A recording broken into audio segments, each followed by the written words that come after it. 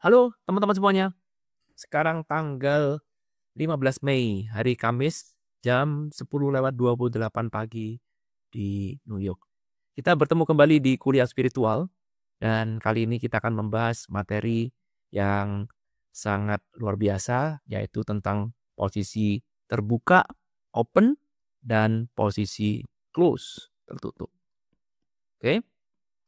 Nah, untuk bisa memahamin ini, saya akan menggunakan sebuah ilustrasi, sebuah cerita.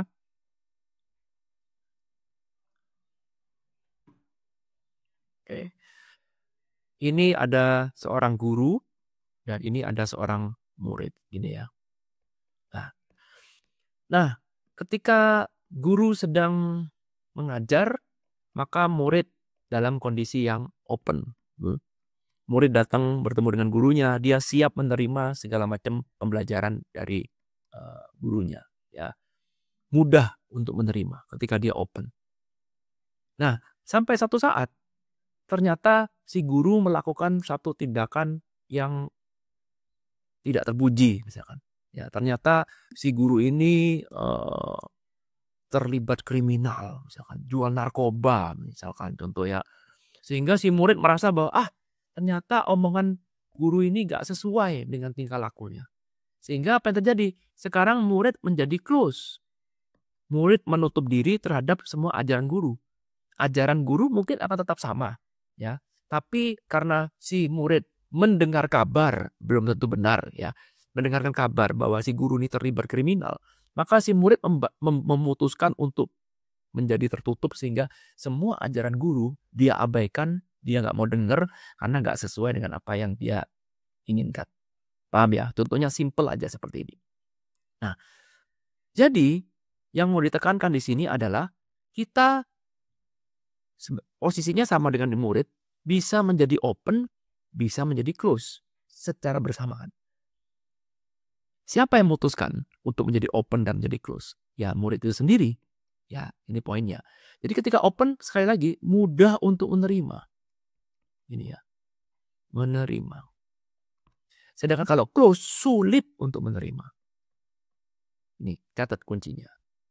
Ya. Nah, kalau kita lihat lagi polanya, kalau kita lihat menjadi open, ya menjadi terbuka, sebenarnya pola fokus kita, pola pikir kita itu sebenarnya wide, melebar. Sedangkan kalau kita sudah close, ini pola pikirnya adalah menyempit. Menyempit. Ya. Nah, kita bisa belajar banyak dari cerita yang sederhana ini. Ya. Simpelnya, kapan kamu mau buka, kapan kamu close, itu semua ada keputusannya ada di tangan murid. Kalau si murid itu percaya bahwa guru ini orang baik, maka dia akan tetap open. Maka semua ajaran guru bisa dia terima. Diizinkan untuk dia terima. Tetapi ketika dia percaya bahwa gurunya adalah kriminal, bajingan, maka guru tetap mengajar, tapi murid mengatakan, no, saya sudah gak mau lagi. Sulit untuk menerima. Nah, kenapa kok ini menjadi penting? Karena kalau kita bicara tentang manifestasi misalkan, oke, manifestasi,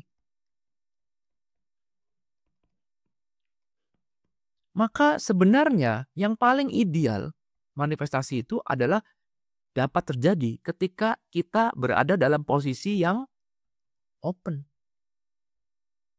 Ya.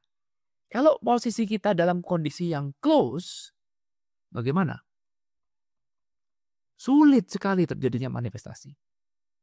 Sulit. Karena kamu sudah menutup diri. Artinya open adalah kita terbuka. Terbuka terhadap segala macam kemungkinan.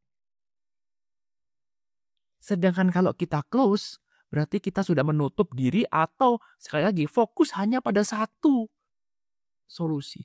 Pokoknya harus ini. Fokus pada satu hal yang kita ketahui karena sempit. Simple ya.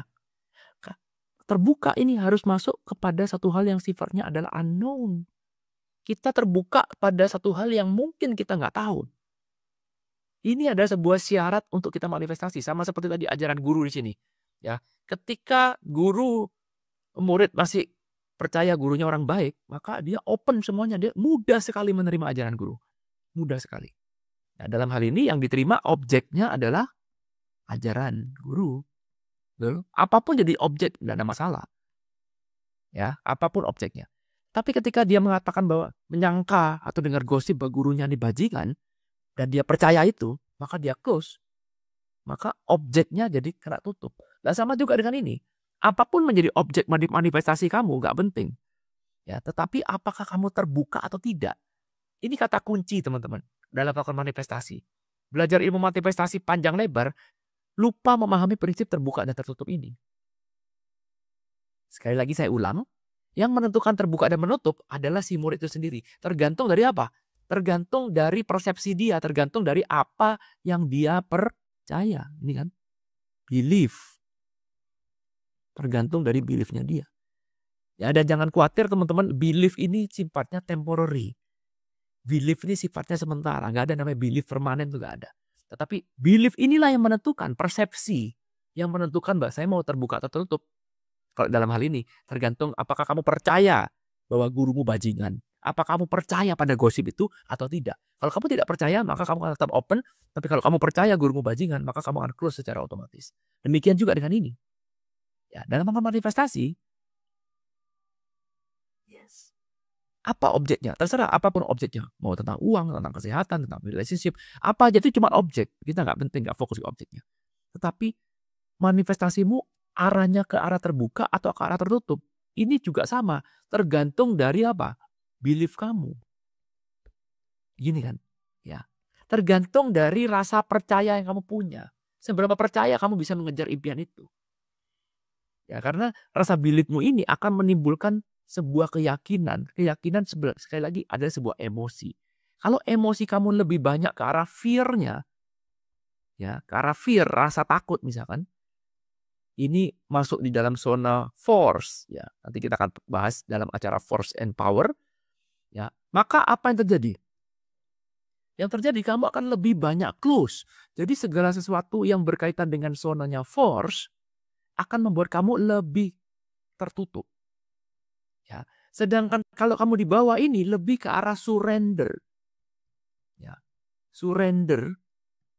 Maka ini kamu akan masuk ke dalam zona power. Letting go power. Karena kamu surrender untuk masuk dalam dunia yang unknown. Itulah kunci untuk menjadi masuk dalam dunia manifestasi yang benar, yang open. Yang open yang seperti ini. Karena itulah kita harus mengerti tekniknya. Bagaimana caranya agar kita bisa relax. Kamu harus keluar dari zona survival. Semakin kamu kepepet, semakin manifestasi kamu udah terjadi. Kenapa? Karena kamu masuk dalam kondisi survival. Oke, contoh. Apa manifestasi kamu sekarang? Saya pengen punya uang, Pak.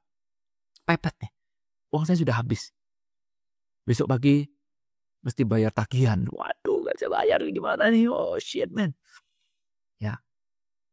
Nah, lalu kemudian oke, mari kita lakukan manifestasi sekarang. Diajarkan satu jurus manifestasi. Semakin kamu kepepet, semakin kamu needy, semakin kamu BU, butuh banget, maka arah kamu akan lebih ke arah close. Semakin survival. Mati gua. Aduh, habis. Seolah-olah seperti nggak ada skenario lain kecuali mati gua. That's it. Ya terjadilah. Mengharapkan sebuah skenario lain terjadi agak sulit. Karena kamu cuma fokusnya ya cuman pada satu skenario. Menyempit. Ingat, close ini fokusnya menyempit. Kamu tidak lagi terbuka terhadap peluang yang lain. Isinya cuma itu. Terus kita cuma berharap pada satu skenario. Nih, saya punya skenario ideal nih. Yang saya inginkan ini. Yang saya inginkan ada skenario itu terjadi. Bukan saya ingin emosinya. Bukan ingin end produknya. Enggak.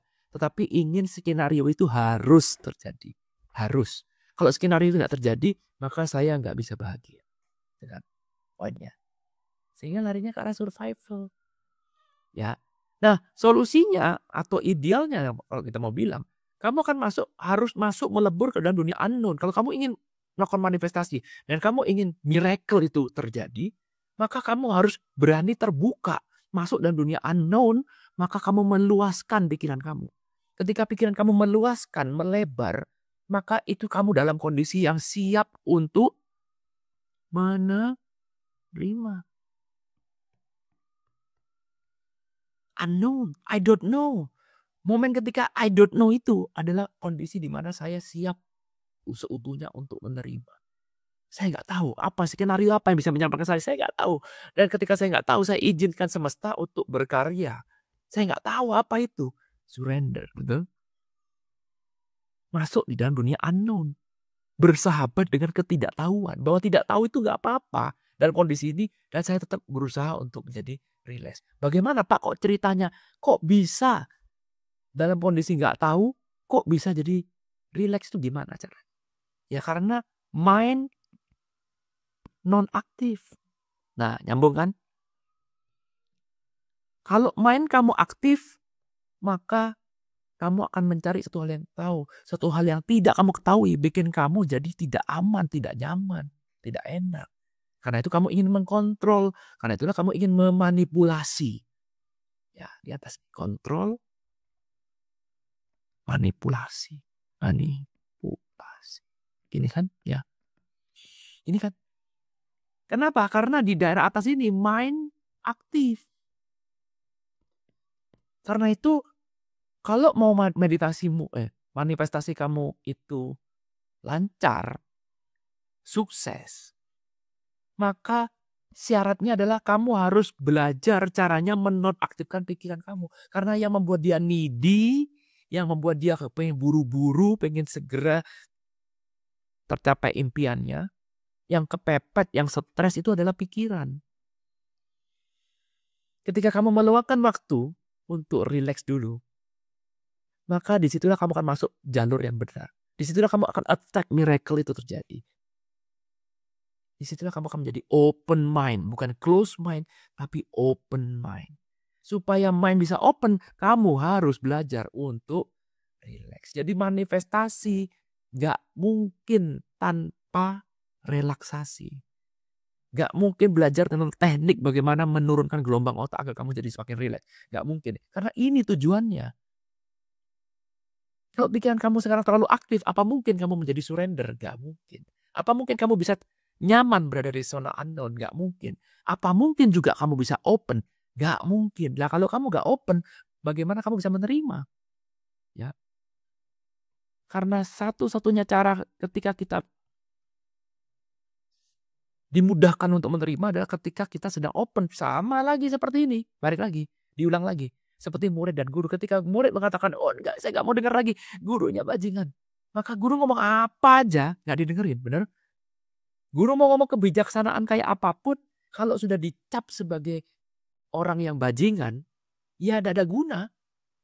Tidak ada yang masuk.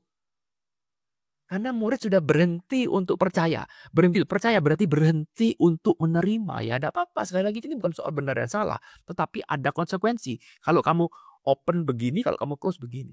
Sometimes kita perlu close. Yes, memang. Bukan berarti open terus atau close terus. Sometimes kita perlu untuk close. Misalkan dulunya saya ikut geng narkoba misalkan. Sekarang saya mau tobat, ya saya harus close, saya harus menutup hubungan saya dengan teman-teman saya yang lama. Karena kalau enggak ya saya akan kena narkoba terus. Boleh kan? Close boleh. Jadi kadang-kadang kita harus tahu kapan saatnya kita open, kapan saatnya kita close. Nah, kita udah tahu nih polanya. Kita terapkan ini kepada manifestasi. Ya, manifestasi seperti ini. Sama juga manifestasi modalnya adalah kamu harus jadi open, namanya manifestasi. Berarti kan kita bersedia untuk menerima.